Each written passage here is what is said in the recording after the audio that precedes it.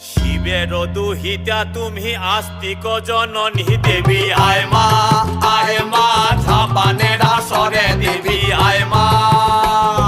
শিবের দুহিতা তুমি আস্তিক জননী চরত কাঠ মুনির পত্নী বাসকি ভগিনী দেবী আয় মা ঝাপানের আসরে দেবী আয় মা ঝাপানের আসরে তুলায় পড়ে কাতর হয়ে ডাকেছি তোমারে দেবী আয় মা।